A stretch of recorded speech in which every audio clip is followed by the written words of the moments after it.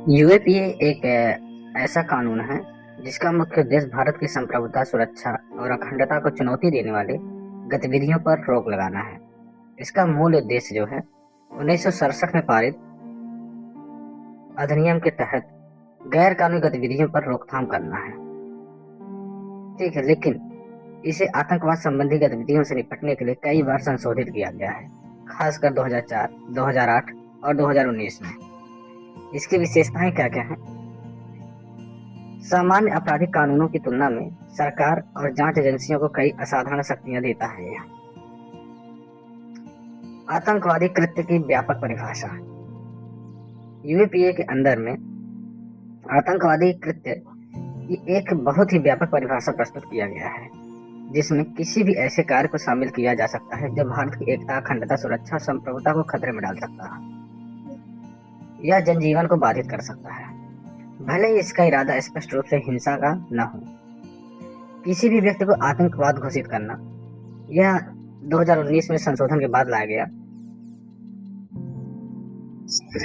2019 में संशोधन के बाद केंद्र सरकार को यह शक्ति दी गई कि वह किसी भी व्यक्ति को आतंकवादी घोषित कर सकता है।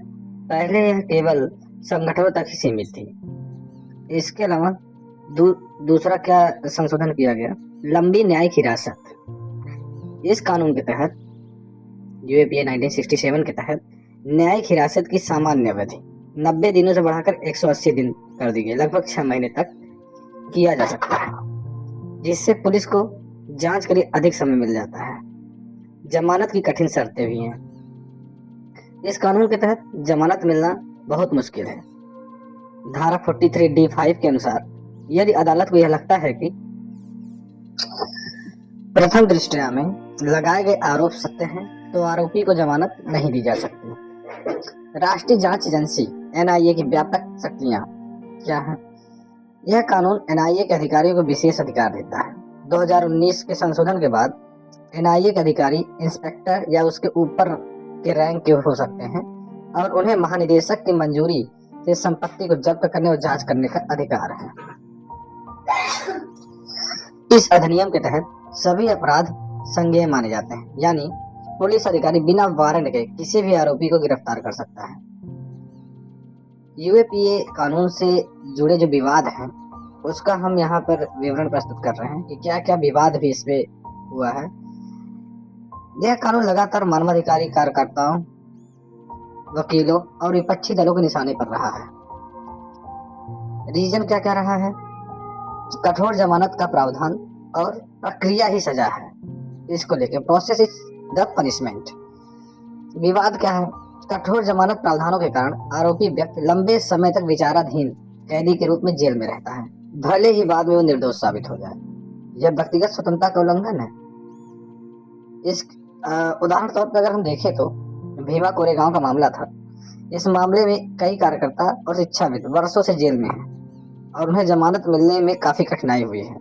कार्यकर्ताओं ने आरोप लगाया कि उन्हें झूठा फंसाया गया है और केवल उनकी असहमति की आवाज को दबाने के लिए यूएपीए का उपयोग किया गया है।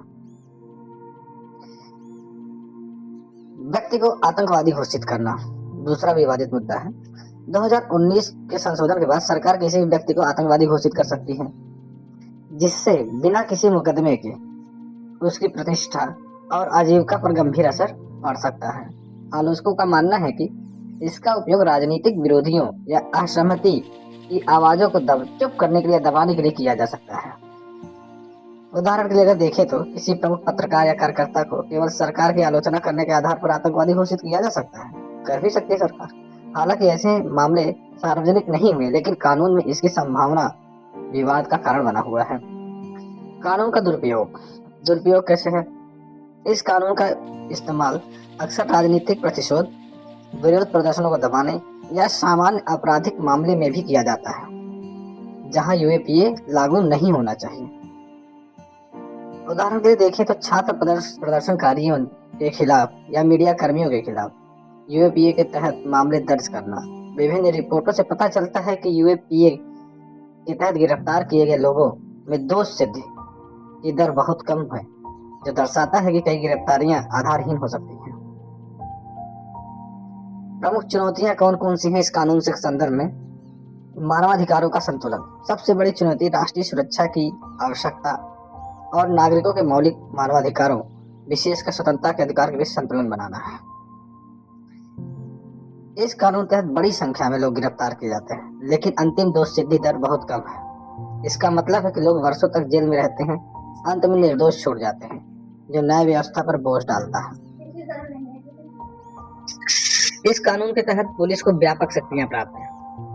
यह सुनिश्चित करना एक चुनौती है कि इन शक्तियों का उपयोग जवाबदेही के साथ और कानून के दायरे में ही हो, न कि मनमाने ढंग से।